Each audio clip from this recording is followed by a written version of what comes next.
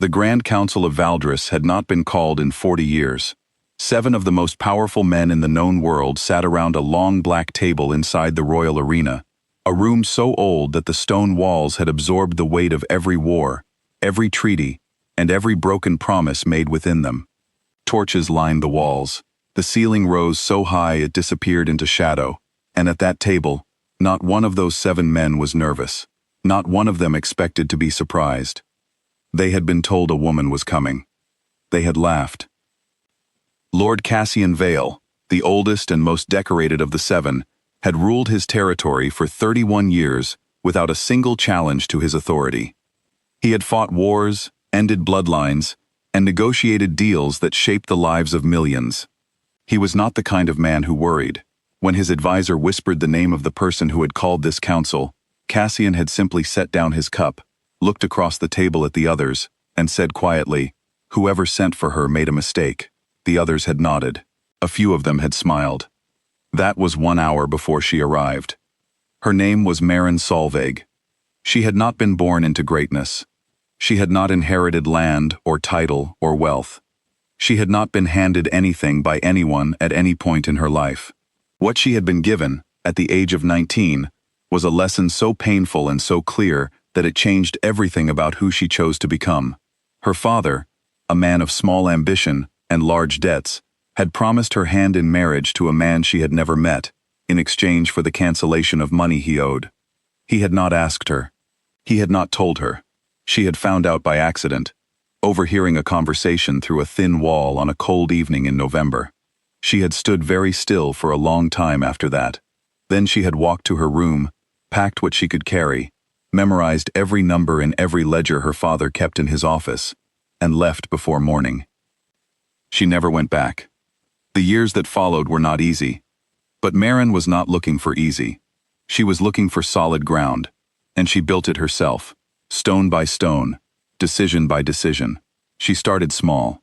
She worked as a record keeper for a minor trading company in a city where no one knew her name. She was precise, reliable, and fast.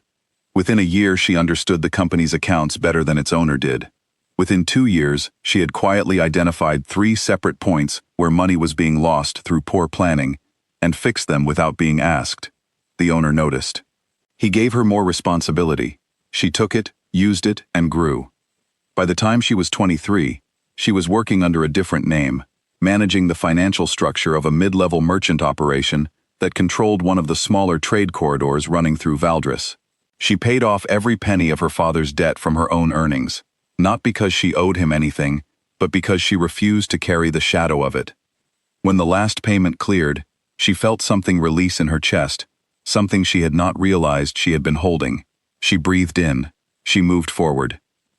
By 27, she controlled 3 of the 7 major trade corridors that fed directly into the territories of the 7 Alpha Lords sitting in the royal arena. She did not advertise this. She did not hold press in the city squares, or send letters to councils, or ask for recognition. She simply worked, expanded, and built. The trading name she operated under was neutral, unremarkable, chosen specifically to attract no attention. The men whose economies depended on her corridors had no idea who was managing them. They only knew that the supply lines worked, the numbers were clean, and the goods arrived on time. Maren preferred it that way. She was not building power to show it off. She was building it because she understood, from the time she was 19 years old, that the safest and most lasting kind of power is the kind no one sees coming. The council had been her idea. 3 months before the meeting, she had sent formal invitations to each of the 7 lords under her own name for the first time in her life. Not the trading name, not an alias. Her real name, written in plain ink on plain paper. No crest, no house affiliation, no title, just Maren Solveig, and a date, and a location. The letters said nothing else. The lords had been confused. A few had ignored the first letter and received a second one, identical to the first. When their intelligence teams investigated the name and found nothing significant, most of them dismissed it as a curiosity. But the invitations kept coming, politely, persistently, until, one by one, they showed up simply because they could not figure out who she was, and they wanted to know. They came expecting to handle a minor inconvenience quickly and leave. On the morning of the council, the royal arena filled with advisors, bodyguards, scribes, and attendants. Every lord who entered did so with an entourage. Lord Vale brought 11 people. The youngest lord at the table, a man named Devon Reese, who was known for his dramatic entrances, arrived with 23. The corridors of the arena were crowded with the sounds of armor, footsteps, and low conversation. Meryn arrived alone. She wore a deep gray coat that fit her perfectly, and nothing else that called attention to itself. No jewelry, no weapon on display, no attendants walking behind her. She carried nothing in her hands. Her hair was pulled back neatly. She walked at a steady pace, not fast and not slow, through the corridor that led to the main chamber doors.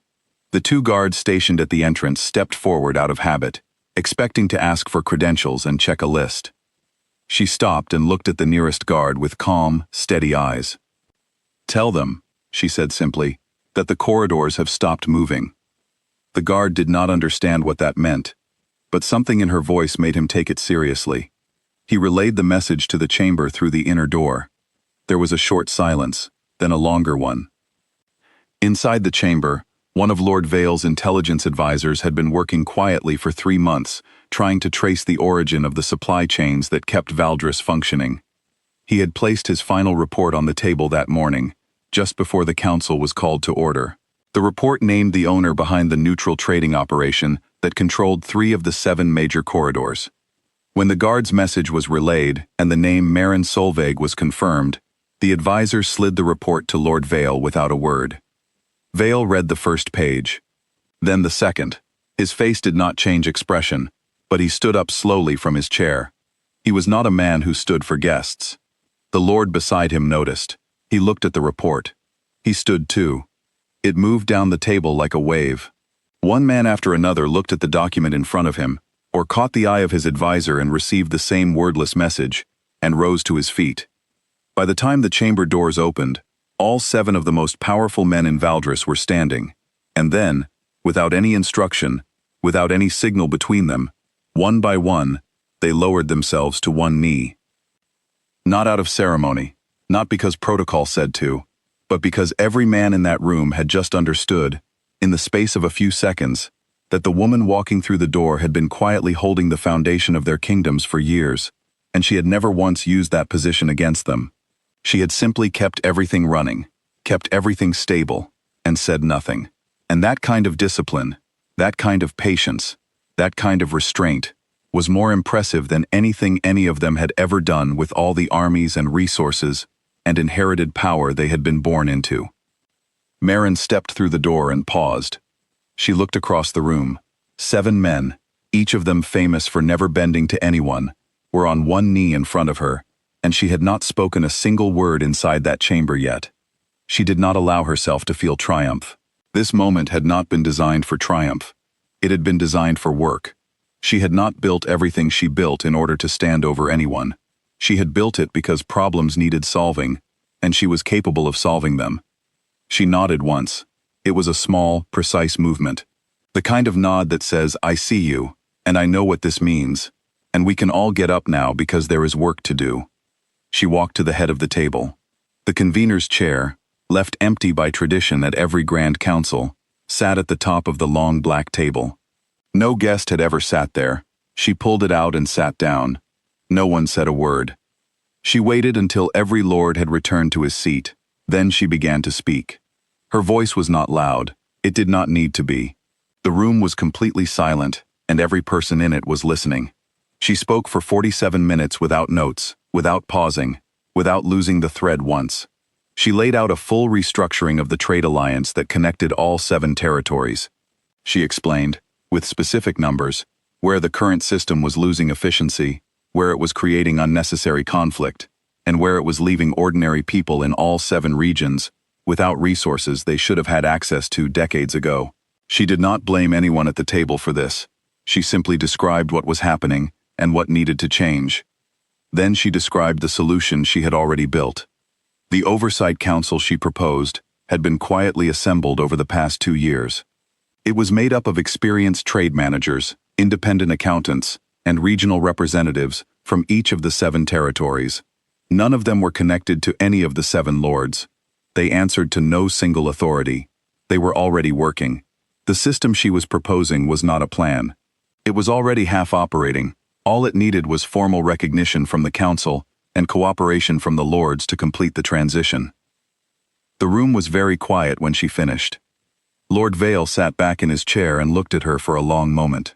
He had spent 31 years being the most prepared person in every room he entered. He had never sat across from someone who had done more homework than him, planned further ahead than him, or worked harder than him. It was a strange feeling. It was not entirely unpleasant. "Why did you wait?" he asked. "You could have come forward years ago." Maren looked at him directly. "Because the table was not ready," she said. "Now it is." Vale was quiet for a moment, then he nodded. The vote to approve her proposal was unanimous. It took 11 minutes. After the council ended, and the lords and their entourages began to file out, most of them stopped near the door to exchange quiet words with their advisors, or send urgent messages back to their territories. A few of them glanced back at Maren, who was reviewing one of the Oversight Council documents at the table. None of them approached her with anything other than respect. Lord Davin Rhys, the youngest of the 7, paused at the door longer than the others. He had come to the council expecting nothing, and had left with the feeling that his entire understanding of power had shifted 3 inches to the left.